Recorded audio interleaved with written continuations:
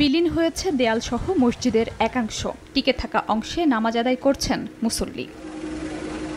তীব্র নদী ভাঙনের কবলে পিরোজপুরের স্বরূপকাঠি ও কাউখালী উপজেলার সন্ধ্যা, গাবখান ও কচা নদীর ৩ নদীর মোহনায় আমরাজুড়ি ফেরিঘাট সংলগ্ন এলাকা। এরই মধ্যে বিলীন হয়েছে অনেক বসতবাড়ি, ফসলি জমিসহ অনেক স্থাপনা। হুমকিতে ২ শতাধিক ব্যবসায়ী প্রতিষ্ঠান, বসতবাড়ি সহ বিভিন্ন স্থাপনা। ফেরিঘাট, শত শত ঘর, আপনার দোকানপাট, জাগার পাট এমনভাবে ভাঙে নামে যেতেছে, বুঝছেন? এটার জন্য আমরা একটা কিছু চাই। প্রায় ১০০-র অধিক আমাদের দোকানপাট ছিল, সব নদীগর্ভে বিলীন হয়ে গেছে। জালকাঠির সাথে এখন আমাদের যোগাযোগ নাই বলতেই চলে।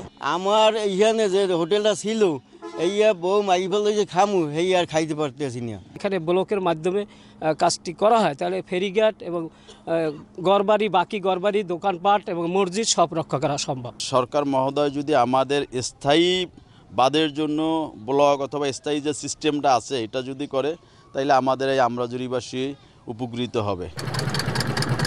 একই অবস্থা ঝালকাঠির সুগন্ধা ও বিষখালী নদী পাড়ের সদর ও নলছিটি উপজেলার অন্তত ১০ গ্রামের। এরই মধ্যে নদীতে বিলীন হয়েছে শতাধিক বসতবাড়ি ও ফসলি জমি। মানবেতর জীবনযাপন করছেন ভুক্তভোগীরা। সর্বনাশ এই বিষখালী নদীতে আমাগো এই যে বসতবাড়ি, এই ঘর, এই এতটুকু জায়গা ছিল, ঘর বাড়ি সব ভাঙ্গে এই নদীতে গেছে। আমরা মানের বাড়ি ঘুমাই। বাপদাদার ২০-২৫ কুড়া জমি এই নদীতে গেছে।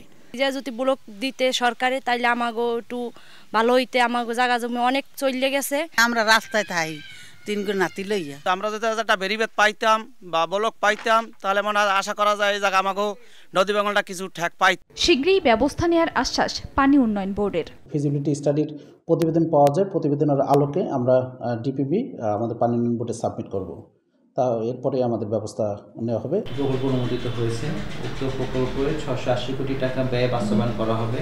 ওই প্রকল্প বাস্তবায়িত হইলে প্রায় ১২ কিলোমিটার নদী সংরক্ষণ কাজ বাস্তবায়ন করা হবে।